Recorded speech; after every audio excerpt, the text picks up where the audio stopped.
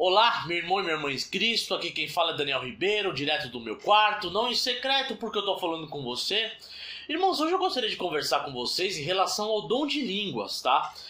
Só que esse dom não se chama dom de línguas estranhas, como muitas pessoas chamam por aí, tá? Não é dom de línguas estranhas, é dom de línguas. A Bíblia não chama de dom de línguas estranhas. E esse dom, ele tá bem descrito lá em 1 Coríntios 14. Por que em 1 Coríntios 14? A igreja de Corinto, tá? Era uma igreja do reteté, era uma igreja do mistério, era uma igreja do manto. A igreja de Corinto era uma igreja que se tornou uma igreja onde os cultos da igreja de Corinto, qualquer culto que tinha na igreja de Corinto, o povo gostava do mistério, o povo gostava de falar em línguas, o povo gostava de rodar, de cantar nos cultos, de rodopiar. Sabe aquele culto assim do mistério, do reteté, do manto? Sabe aquele culto do manto, sabe? Onde o povo roda, o povo gira, o povo fala em língua, o povo profetiza. Era o culto da igreja de Corinto. Era o culto onde o povo começava a tocar o forró, o povo saía rodando, girando, dançando, falando de línguas, todo mundo profetizando, e não tinha ordem no culto. Aí o que Paulo faz? Paulo escreve uma carta para a igreja de Corinto. Em determinada parte da carta, Paulo ele coloca ordem no culto. E depois que a Bíblia ela foi dividida em cartas, né? Dividida em cartas. Aí teve a carta de Paulo a primeira carta de Paulo aos Coríntios, e essa carta ela foi dividida em capítulos. No capítulo 14, tá? No capítulo 14, Paulo ele vai descrever direitinho como deve ser a ordem no culto, tá? E assim, eu vou ler com vocês existem alguns textos na Bíblia que são de difícil interpretação. Mas especificamente o capítulo 14 da primeira carta de Paulo aos Coríntios é um capítulo que está simples, que ele está bem descrito, assim, ele está de maneira clara de entender, não precisa de tanta interpretação para entender, está bem explicadinho. E eu vou ler com vocês esse capítulo 14 e no decorrer da leitura eu vou colocar algumas ilustrações para vocês entenderem o que Paulo está falando. Vamos ler o capítulo. Diz assim: Paulo começa dizendo, versículo 1: sigam o caminho do amor, tá? E busquem com dedicação os dons espirituais, principalmente o dom de profecia. Aí ele continua: pois quem fala em língua não fala aos homens, mas a Deus. De fato ninguém o entende, em espírito fala mistérios. Mas quem profetiza o faz para edificação, encorajamento e consolação dos homens. Aqui eu só queria fazer um parênteses, tá? Paulo está falando aqui da profecia, do dom de profecia, né? Muitas pessoas não acreditam hoje em dia no dom de profecia, naquela profecia, sabe? Você tá num culto ali, chega um irmão pra você e profetiza algo pra você. Hoje em dia, hoje isso aí tá muito bagunçado nas igrejas. Às vezes o irmão te dá uma revelação, só que muitas vezes é coisa da cabeça dele, sabe? A pessoa inventa alguma coisa pra você. Eu particularmente já chegou um irmão pra mim e deu uma profetada pra mim lá. Isso acontece de muito. Mas existem pessoas que são usadas por Deus, tá? Pra trazer uma palavra de Deus. Eu particularmente eu acredito que existe isso, que isso é bíblico, tá escrito aqui na Bíblia, tá? Tá escrito na Bíblia. Só que se o irmão traz uma palavra da parte de Deus para você, uma revelação, uma profecia da palavra de Deus, tá dizendo aqui, ó, que seja para edificação, encorajamento ou consolação. Se não tiver dentro disso, se ele trouxe uma palavra para você de Deus que não te edificou, que não te encorajou ou te consolou, não é de Deus. Se te atribulou, se te expôs, se te fez passar vergonha, não foi de Deus, tá? Não foi de Deus. Isso aí não é de Deus. Tá na Bíblia. Aí ele continua. Versículo 4. Quem fala em língua, a si mesmo se edifica. Mas quem profetiza, edifica a igreja. Versículo 5. Gostaria que todos vocês falassem línguas, mas prefiro que profetizem. Quem profetiza é maior do que aquele que fala em línguas, a não ser que as interprete para que a igreja seja edificada. A igreja seja edificada. Agora, irmãos, se eu for visitá-los e falar em línguas, em que lhes serei útil, a não ser que lhes leve alguma revelação, ou conhecimento, ou profecia, ou doutrina. Entenda doutrina como ensino, tá? Versículo 7. Até no caso de coisas inanimadas que produzem sons, tá? Tá falando de instrumentos aqui, tais como a flauta ou a citara. Como alguém reconhecerá o que está sendo tocado se os sons não forem distintos? Sabe o que Paulo está falando no versículo 7? É isso aqui. 1, 2, 3, 4.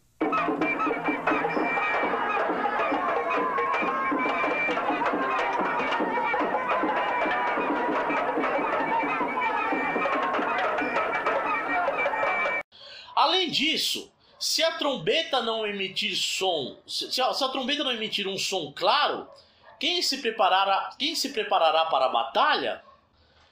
Assim acontece com vocês, se não proferirem palavras compreensíveis com a língua, como alguém saberá o que está sendo dito?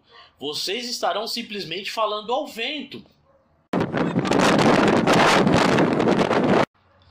Sem dúvida, há diversos idiomas no mundo, todavia, nenhum deles é sem sentido.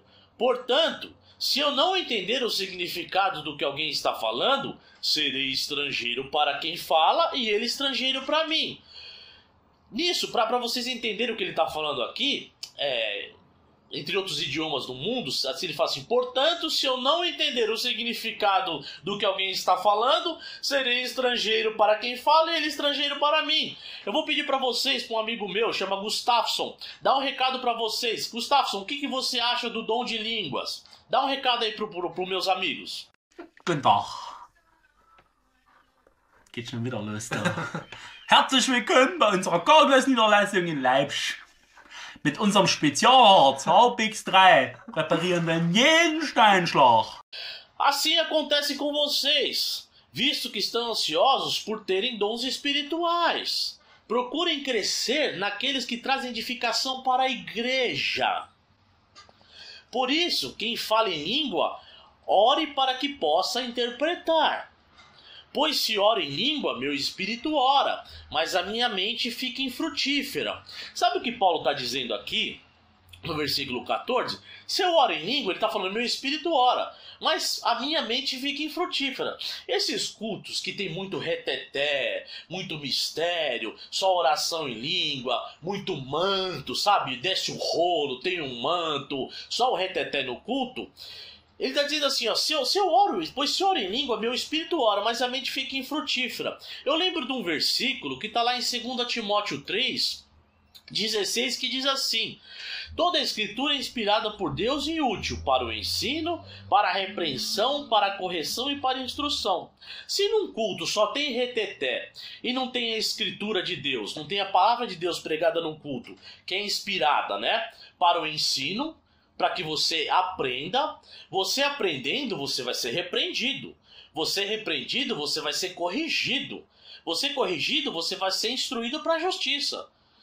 Entendeu? Então, se não tem a palavra de Deus no culto, não tem ensino, não tem repreensão, não tem correção e não tem instrução para a justiça. Sua mente está infrutífera, é o que Paulo está dizendo. Aí ele continua. Versículo 15. Então o que farei? Orarei com o espírito, mas também orarei com o entendimento. Cantarei com o espírito, mas também cantarei com o entendimento. Versículo 16. Se vocês estiverem louvando a Deus em espírito, como poderá aquele que está entre os não instruídos dizer o amém? A sua ação de graças, visto que não sabe o que está dizendo. Versículo 17. Pode ser que você esteja dando graças muito bem, mas o outro não é edificado. Eu estou orando em línguas lá, pode ser que eu estou orando muito bem, mas o meu próximo não é edificado, é o que Paulo está dizendo aqui. Aí Paulo, versículo 18, dou graças a Deus por falar em línguas mais do que todos vocês aí da igreja de Corinto. Todavia, na igreja prefiro falar 5 palavras compreensíveis para instruir, ou para instruir os outros, a falar 10.000 palavras em língua, palavras de Paulo. Paulo está dizendo assim, ó, eu falo em línguas também.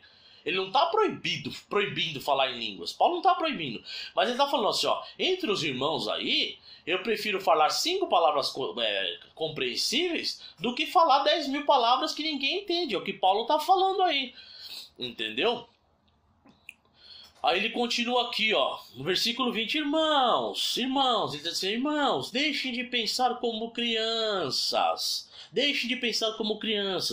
com respeito ao mal, sejam crianças, mas quanto ao modo de pensar, sejam adultos, maduros, pois está escrito na lei, por meio de homens de outras línguas e por meio de lábios de estrangeiros falarei a este povo, mas mesmo assim eles não me ouvirão, diz o Senhor. Versículo 22. Portanto, as línguas são um sinal para os descrentes e não para os que creem. A profecia, porém, é para os que creem, não para os descrentes. Versículo 23. Assim, se toda a igreja se reunir e todos falarem em línguas, e entrarem alguns não instruídos ou descrentes, não dirão que vocês estão loucos? Você imagina se entra um não instruído ou um descrente na igreja e tiver acontecendo isso?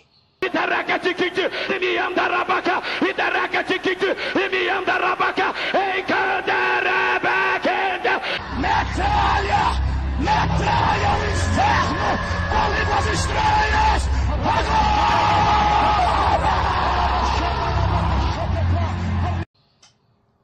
Não vão achar que vocês estão todos loucos? Imagina, irmão, tiver acontecendo isso. Não vão achar que vocês estão todos loucos?